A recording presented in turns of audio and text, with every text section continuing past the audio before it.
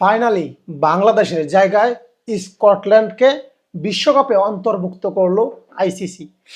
এটা দেখার পরে ভাই এতটা কষ্ট পাইছি, এই বুকটা ছিঁড়ে যদি দেখাই দেওয়াতাম তাহলে আপনারা বুঝতে পারতেন যে কতটা কষ্ট এই হৃদয়ে জমা। হ্যাঁ, এতটা কষ্ট ভাই। বাংলাদেশের জায়গায় স্কটল্যান্ড খেলবে, যেই বাংলাদেশ কষ্ট করে এই জায়গাটা অর্জন করছে সেই বাংলাদেশ খেলতে পারতেছে না।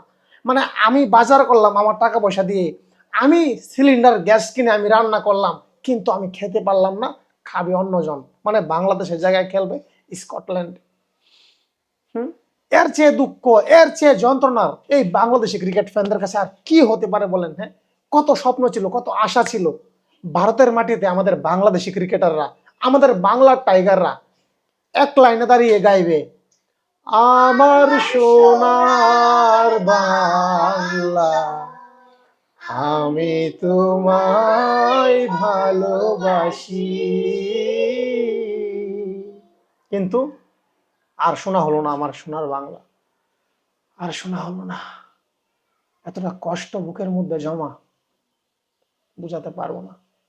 অনেকে আমাকে কমেন্টস করতেছেন, হৃদয় এত দুঃখ করিস না, যদি তোরা বিশ্বকাপে অংশগ্রহণ করতে, বিশ্বকাপ খেলতে, সব ম্যাচ হারতে, কষ্ট পাইতে, বিশ্বকাপ তোদের পক্ষে জিতা সম্ভব না।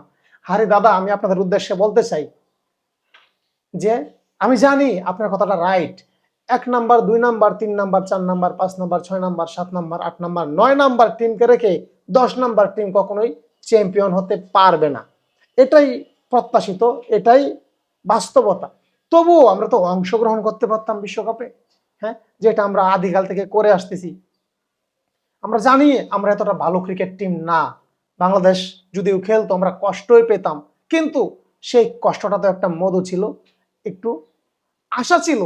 যখন বাংলার ক্রিকেট টিম, বাংলা টাইগাররা যখন মাঠে নামতো, যখন বিরাট কোহলি, অভিষেক শর্মা যখন ব্যাটিংয়ে থাকে, তাসকিন আহমেদ, মুস্তাফিজুর রহমান যখন বলটা নিয়ে যখন দৌড়িয়ে যায়, তখন তোমরা একটা প্রত্যাশা করতে পারতাম যে না, এই বুঝি বিরাট কোহলির, এই বুঝি অভিষেক শর্মার উইকেটটা মুস্তাফিজুর রহমান, তানজিম হাসান সাকিব, শরীফুল ইসলাম, হাসান মাহমুদরা পাবে।